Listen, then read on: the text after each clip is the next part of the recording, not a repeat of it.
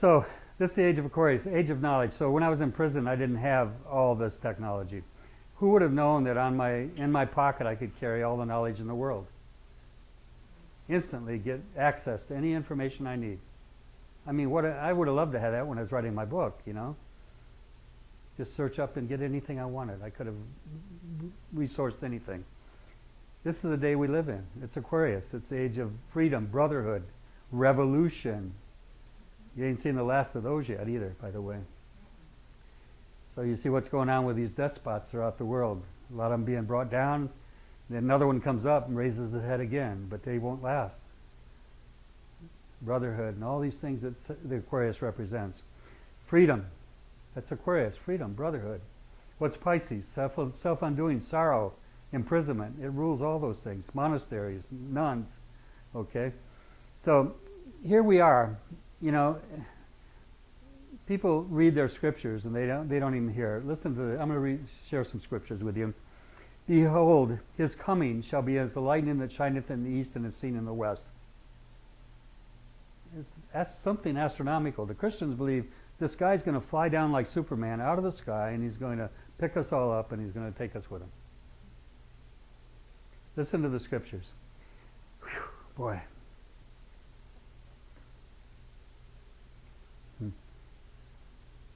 When the sign, not the man, when the sign of the Son of Man appears in heaven, then shall all the tribes of earth mourn. There's only one sign in the zodiac of a man, except my sign and Gemini. My sign's half horse and half man when it's not half ass and half man. But there's only one sign of a man, and it's Aquarius. And what is that man doing? He's pouring out a pitcher, isn't he? And listen to the scriptures. In the last days I'll pour out my spirit upon all flesh. Your sons and daughters will prophesy, your young men will dream dreams. Your young men will see visions, your old men will dream dreams. And upon my handmaidens too in those days I'll pour out my spirit, and they too shall prophesy.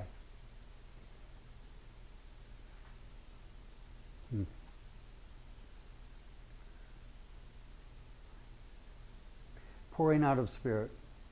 The sign of the Son of Man in heaven. When the sign of the Son of Man is in heaven, then shall all the tribes of earth mourn. That's not good news, is it? You're going to see economic collapses. You're going to see a lot of things on this planet that are coming. They're really not the best news. But there's good news in all that, okay? And that's another message I share, okay? But right now, you have to understand that this is what's happening. We're coming to a new age. And there's going to be a great resistance from the Piscean age and those that are believers in this to break away and embrace this new age. There'll be a great amount of resistance. There always is. The prophets are always rejected that bring that new news. Okay?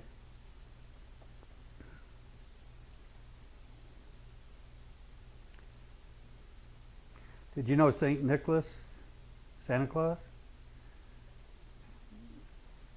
is a parody of Saturn? Did you know that? Did you know Santa is, if you move the letters around, you end up with Satan? Did you know that? Did you know that Father Time and Santa Claus are the same? Do you remember what he brought children in Europe if they weren't good children, if they were naughty? What did he put in their stockings? Coal, right? Or stone or rocks. Does that sound Saturnine to you? He wasn't a big fat roly-poly guy in Europe. He didn't get that way till he came to the United States. He was a very thin, emaciated guy.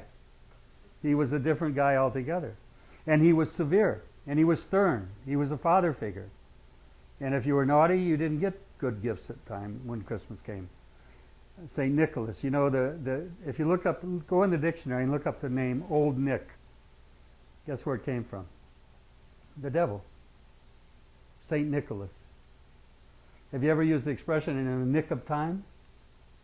Of course you have. That's St. Nicholas. That's Nick. That's the devil. It's Father Time. It's Saturn. It's Satan. It's all that stuff. They're all connected. So what's that significant to you, to your astrology, to understanding? the more you understand these myths and these stories and the whole scenario, all these archetypes, you'll be able to be a better astrologer. Okay? I had a client, actually a friend of mine, who manages a restaurant here in Deerfield, and I saw he was under some really heavy Saturn afflictions. And I told him there's great danger to those, there's going to be death around you and there's danger to you. And you're going to have some real conflicts in your job and work. Well, 3 people in his life died. The guy next door in the restaurant right down next door to him on the beach here, at 40-some years old, fell dead. He was a good friend of his. Another dear friend of his who is a chef, a top chef, committed suicide on the day a year later from the date that his lover, he's a homosexual, his lover had died. He killed himself. And a third person died. He was driving home during that period when I told him to be careful. He fell asleep at the wheel. Nearly crashed his car. Thank God he didn't. But I also saw Saturn afflictions, and I recognized something else that happened to him during that period. He had to fire one of his managers, and I asked him why he fired her. He said, because she lied to me. What is Satan called? Saturn, and the liar, the murderer, deceiver from the foundation of the earth. Liar, okay? Because she lied to me. And I said, what happened? He said, she told me she opened up in the morning when she was supposed to be here at 6 in the morning to open up, and she wasn't here. But she gave her keys. Any of you know astrology, you know keys are ruled by Saturn. Locksmiths, all Saturn. Watches, clocks, all that stuff's Saturn stuff. So she doesn't do it. She doesn't come on time. Clocks, Father Time. She gives a key to another person that's a waitress in this restaurant who has stolen from him before, and he would have never given her the keys to the place. And so he fires her. All that under that aspect. And that's why, as you study astrology, you're going to understand these depths, these many branches off of this knowledge. The more you never can get enough of it. You spend the rest of your life studying astrology. I mean, it kept me entertained for 9 solitudinal years in prison. It kept me interested, alive. And you know what? It wouldn't matter where I was in my life. I could share it. I've been on a hospital bed, and the nurses had loved me because I was doing their charts for them. Seriously. My wife came to me through astrology. She came to one of my seminars in San Francisco. What a blessed moment that was. She walked in that door. Astrology has got so many areas that can touch your life.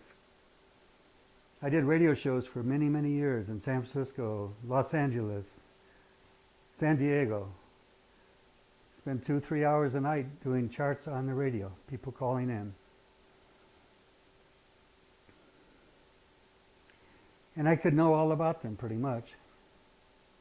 I could know things that they know I couldn't know. Your family was divorced. Your father was a drunk and an alcoholic. I've told people that on the radio. Your mother was a saint. She was the best woman in the world. And you're blind because you had a car accident in 1960 or 76 and you never recovered your sight. I've got that on tape. I could play that back to you. And the guy doesn't say a word. Don't you love it when you're talking to people and they don't respond to you? You're not saying anything, so you're wondering if you really walked off a cliff. Because on the radio, there's no turning back. You've made a statement. And after all of that, he finally says to me, well, Ron, it's interesting. My father was an alcoholic, and he was very abusive. My mother was actually voted Mother of the Year when we were living in our town. She was a saintly woman. And yes, I did have a car wreck, and I am blind, legally blind. You say, how do you see all that, Ron? You know, you study, you research, you see things, you recognize certain aspects in a chart and what they mean. You realize that if a planet, if their sun is conjunct Antares, oh, a fixed star, you doing fixed stars too? Yes, I do. That it can cause blindness. I have that in my own chart. So I have to be aware of that. It's something that can cause problems. The whole point of this is there's a magic of knowledge there. You get Venus in your chart and you say, oh, Venus is all good. It's all, you know, if Venus afflicted, it can be a problem. I have a Venus Grand Cross. I know my weaknesses. I love sugar. I love my sweets, Venus. And my doctor doesn't love it, but I love it. Because that can produce what? Diabetes. And what does diabetes produce? Ultimately, kidney failure. What part of your body does Libra, Venus rule? The kidneys. Oh, it's amazing, these ancient people. How did they all put these things together? Huh? Some of you have a knowledge enough to see these connections right now where I'm talking to you. I see, oh, that makes sense. But you know, the more you study, the more you get into this, you're going to begin to see relationships that blow you away. About yourself and about others. You can spend your whole life doing charts. You know, that's another thing about charts. You know, there's never a chart you do that's going to be repeated. You're only as good as your last chart you did. You know, that's true. You know, you're only as good as the last chart you did. Because every one you're tested. Every one you do a chart, you're tested. This is all making sense, any of it? I know I'm a little out there.